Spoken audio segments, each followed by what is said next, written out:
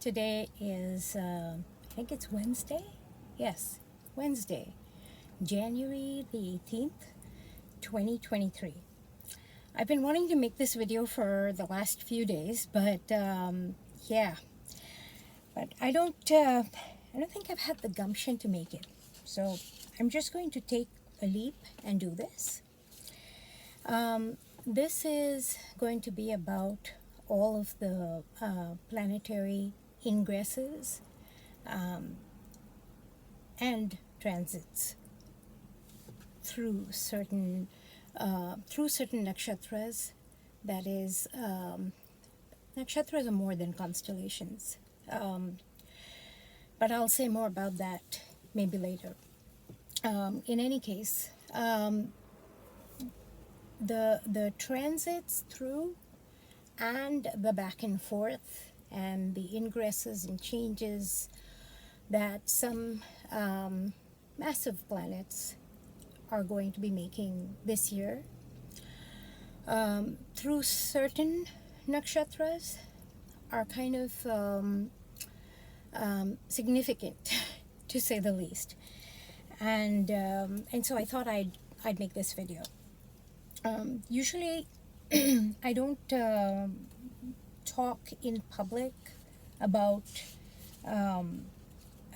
nakshatras, about astrology in general. It's something that's kind of very private or one-on-one I'll speak to people about.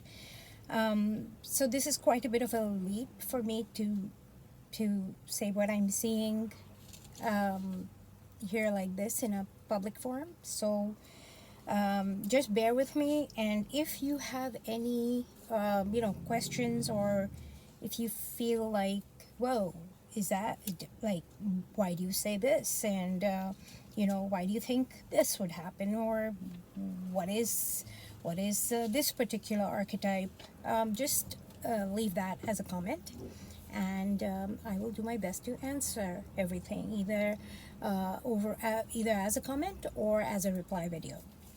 Okay, so today Saturn is entering, or has entered, possibly last night. Saturn has entered sidereal Aquarius. I care less about that part than the fact that, and by the way, so the nakshatra of Dhanishtha, it spans two of the first half, because each nakshatra is divided into 4 parts, okay, or like 4 charan, or 4 steps, or 4 padas, 4 footsteps is how most people think about it. It's more than that. It's more like one of those 4 is like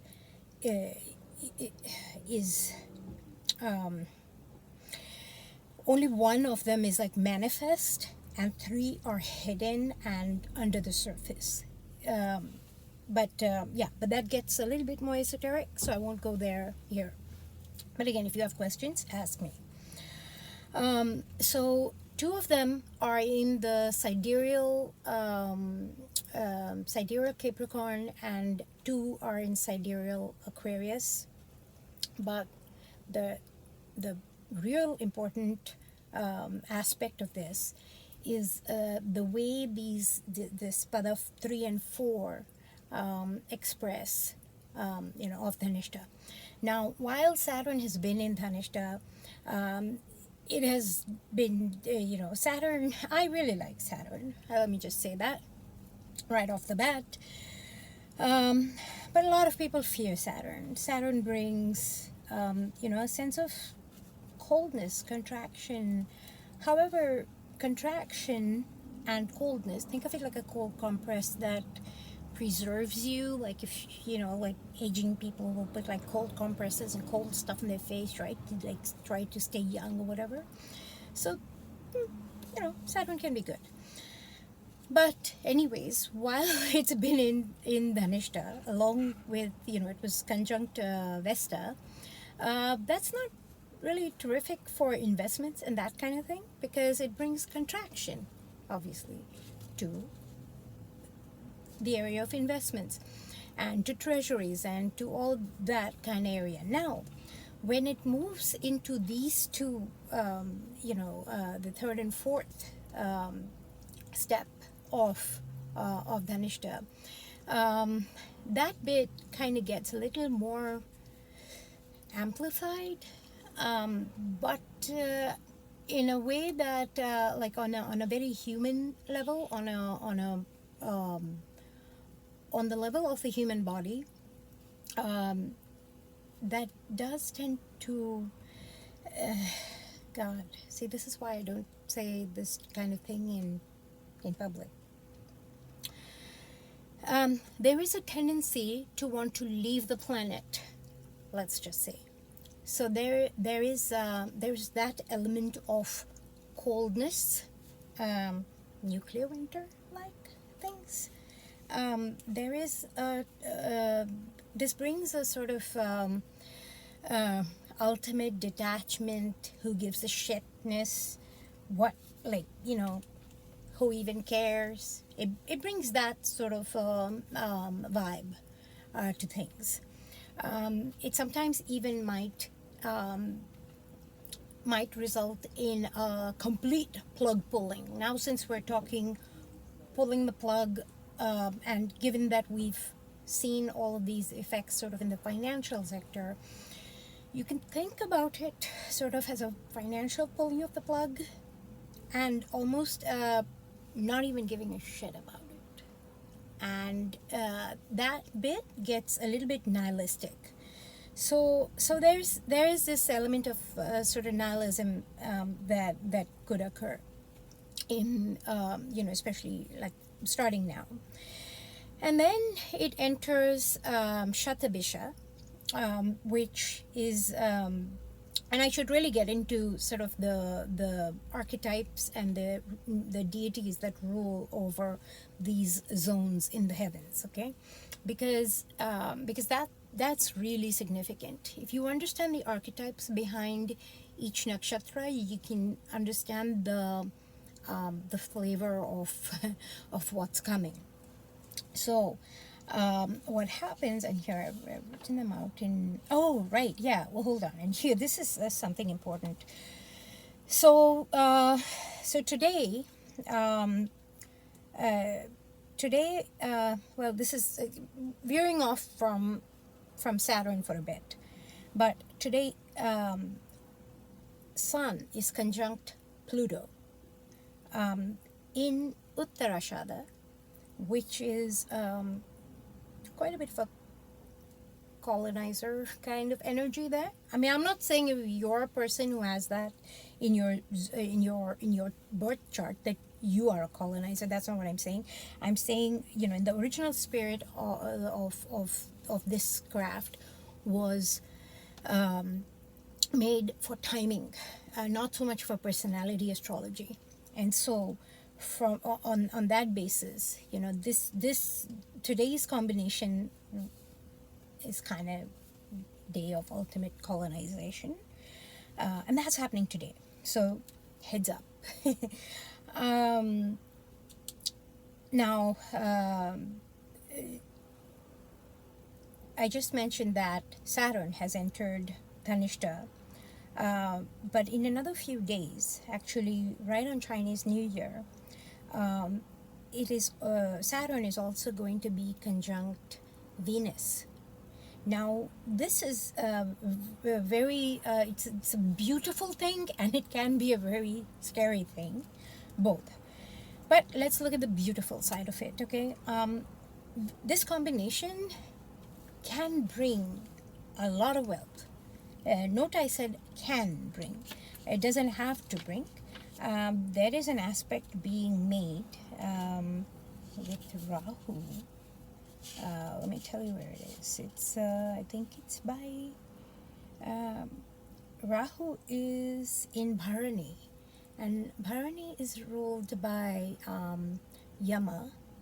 Many people think of Yama as the god of death, but he's not really the guy who turns up with the sickle and all that, that's not who Yama is, okay?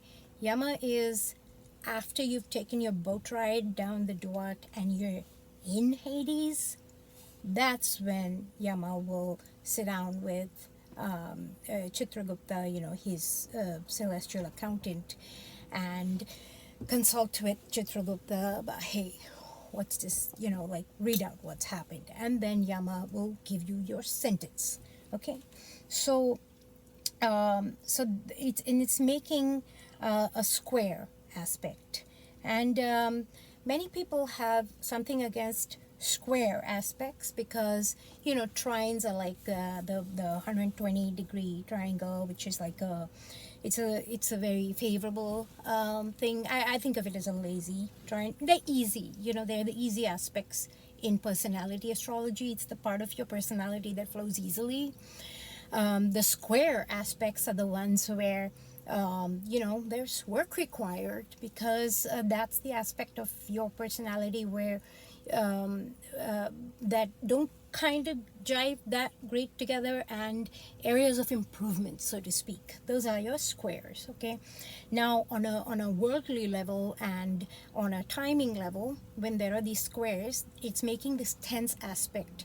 So you see, the way to think about this aspect that's happening with Venus, who brings wealth, abundance, beauty, all this, in Dhanishtha, which is also a nakshatra of a lot of abundance. It's the 8 elementals, Ashtavasu.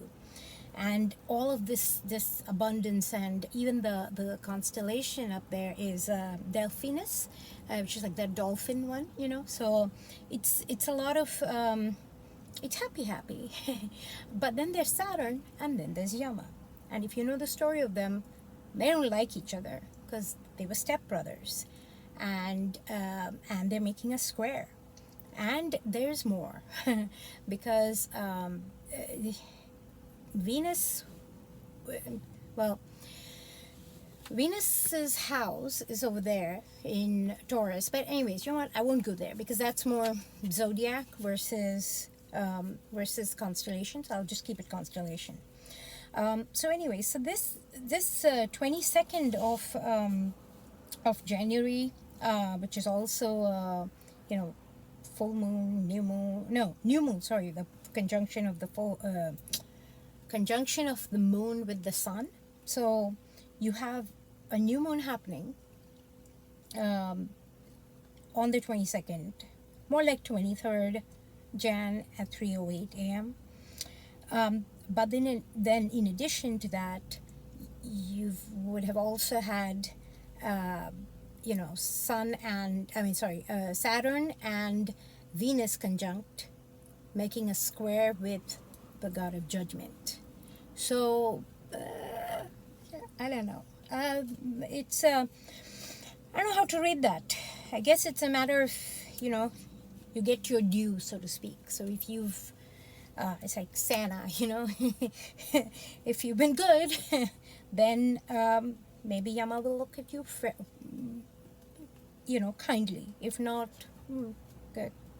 God help you, or us rather. God help us. Okay.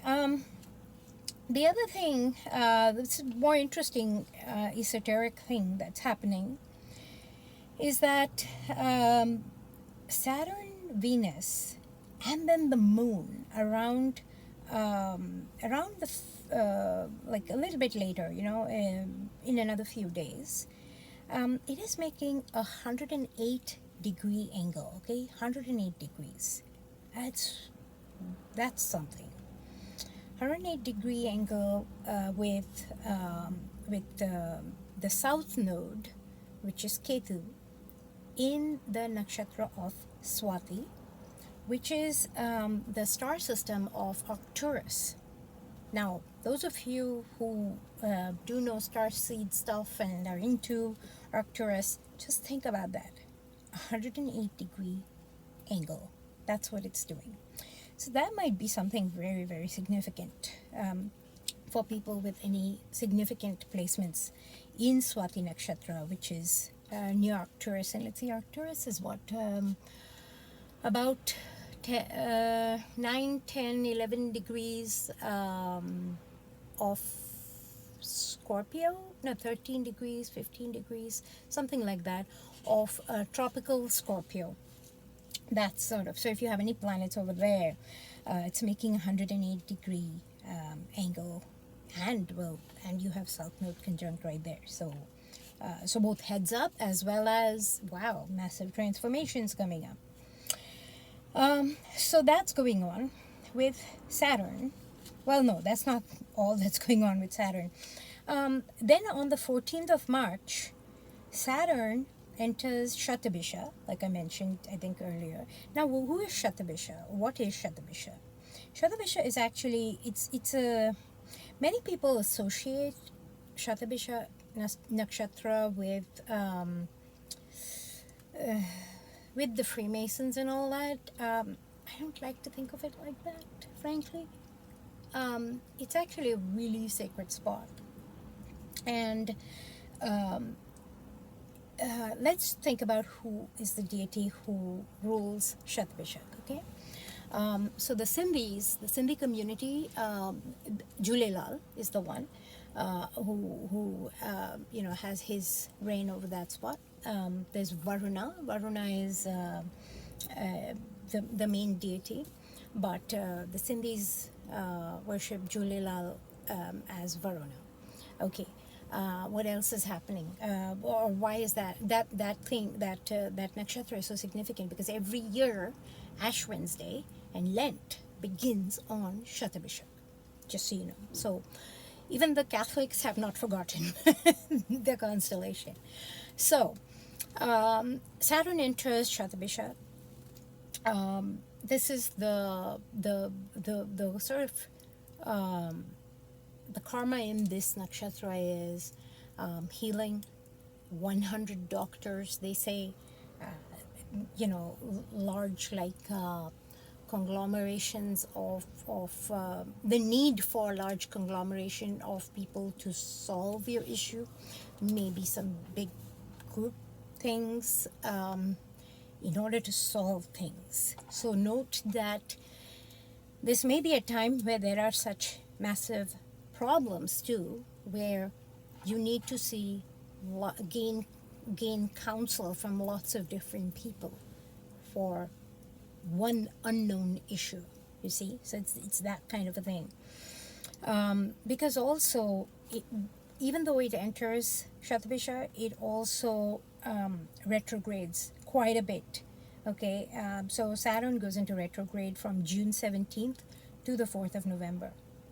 And what it does is, when it's retracing, it retraces Shattabhisha till October 16th, and then it retraces again into Dhanishtha, you see. So this whole thing, this whole dance that it's doing, because then it goes into Dhanishtha and then moves forward again, till it goes back after October the 17th till November the 4th in Dhanishtha, and then it starts to sweep over Dhanishtha again. So what you could see in this is the sort of a situation where there may be a sense of certain massive things ending, certain massive contractions, financially, things closing, and then the need for large groups or meetings of to decide regulations or things like that, and all of that going on, and then seeing a renewed contraction, because maybe this will bring up some hope that oh gee, they're making some progress, all these people are meeting to fix this, maybe things are going up again. I'm just thinking there's in the form of a market. Okay, you could think about this in different forms as well. You could think about this as and I think my battery just died, so you could think about this in terms of other things, like health issues or whatever. or like flight safety or grid safety or anything like that. But you could think about it where something goes wrong, and then there's a group that meets to fix things, and the populace thinks that this will get better. However, that during that sweep, the October 17th to November 22nd time frame, you might see that you kind of lose faith in that's actually going to work out favorably for you. And in that sweep, you have this contraction again, or this repeat, so to speak, of what has gone wrong now. So there's that thing happening. And why am I saying that? Because of all the other transits. And I know it's only been 21 minutes, and I've only gone over one planet, which is Saturn. Because Saturn is time, and so Saturn takes time. And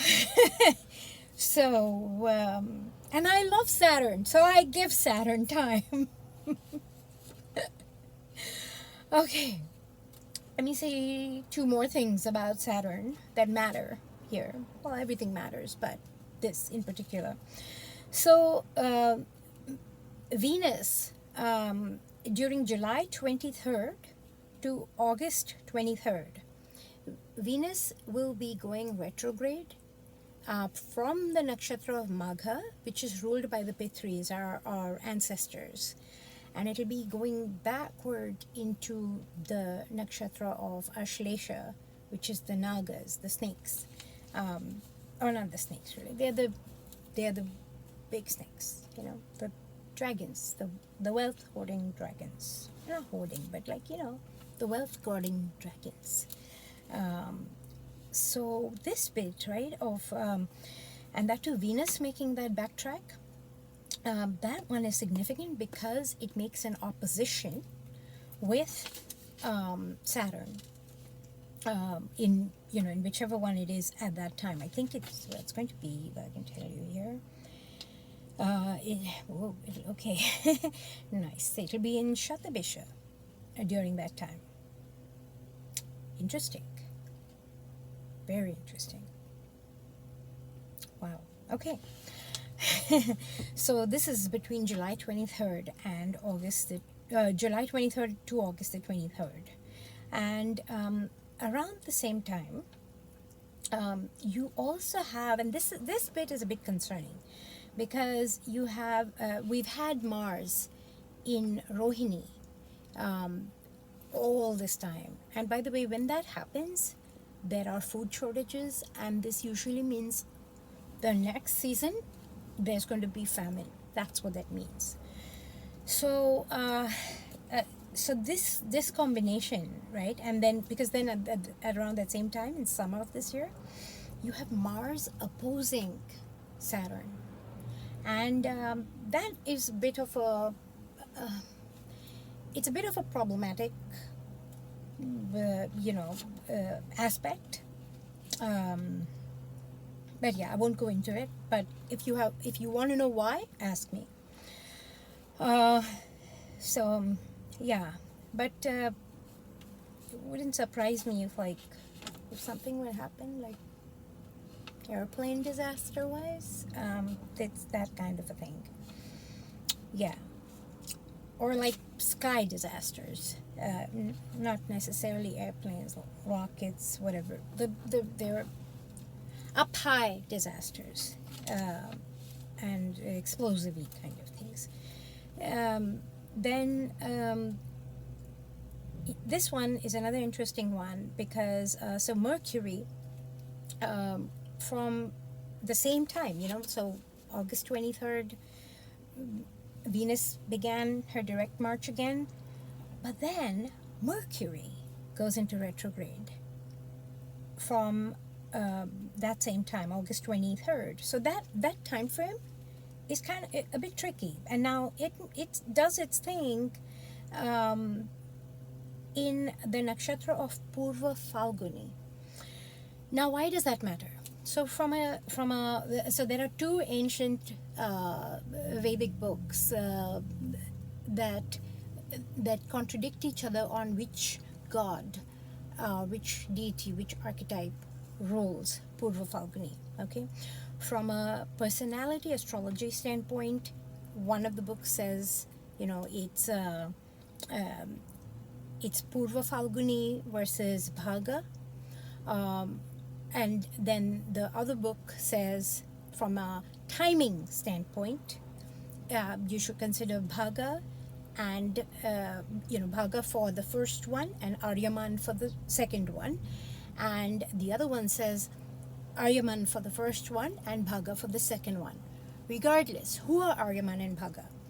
Aryaman is the god of promises, the one who he makes the promise, okay, I will deliver. And Bhaga is the one who delivers on the promise.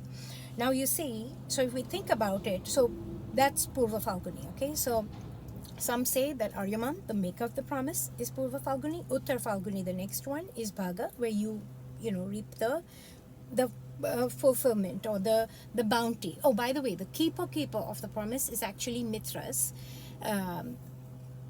which is it's a different one altogether. But it's like Bhaga is the one that like enjoys the bounty.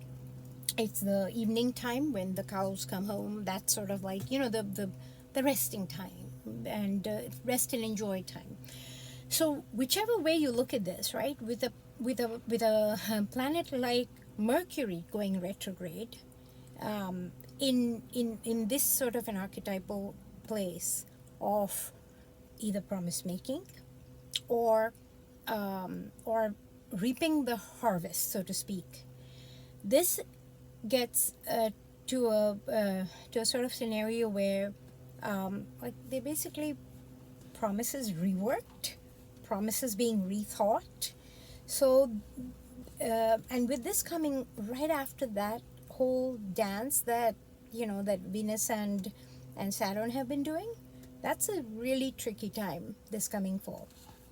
Okay, what other joys do I have here? Oh yeah, okay, so my god, there's a lot.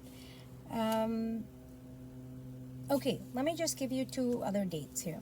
So Rahu and Ketu, the north node is Rahu, the south node is Ketu. Rahu is going to be in Bharni till the 20th of February 2023.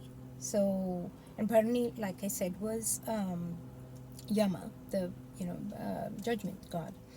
And Feb 21st onwards, Rahu enters Ashwini, which is the twin horse-headed healers.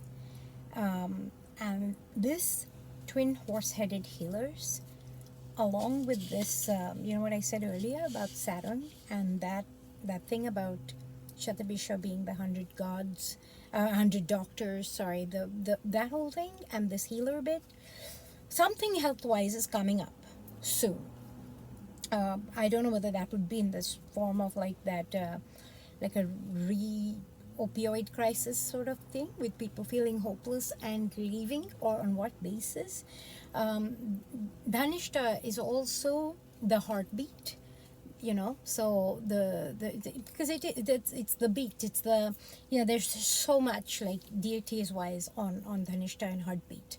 Okay, and so to see also from that health perspective of like Shani, Saturn transiting over this space over all this time, that's really interesting, and this going over the last 2 padas of Dhanishtha, which is also like kind of the exit parts, like some the first 2 padas of Dhanishtha are like, okay, you still beat with wanting to be here. The last 2 ones are like beats and get me out here, like I want my foot beat out of here, it's that kind of a thing.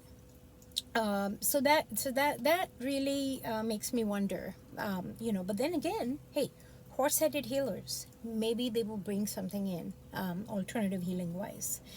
Now Ketu on the other hand has been, Ketu is the south node, has been in Swati, which is, like I mentioned, Arcturus, and it's going to be there till June the 25th.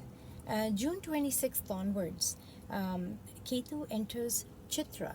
Now, this is very interesting, and it's beautiful. Actually, in my opinion, it's beautiful. Chitra is quite beautiful. It's the joy of this Chitra Nakshatra is the making of children. So perhaps it could mean that those of you who want to conceive uh, from June 26th, you might see more of that happening. I don't know. Yeah, I don't know. I mean, yeah, you could also see either that, or you could see something beautiful architecturally being destroyed. But not destroyed, because it's like it's Ketu. And people in the West don't like the South Node that much. But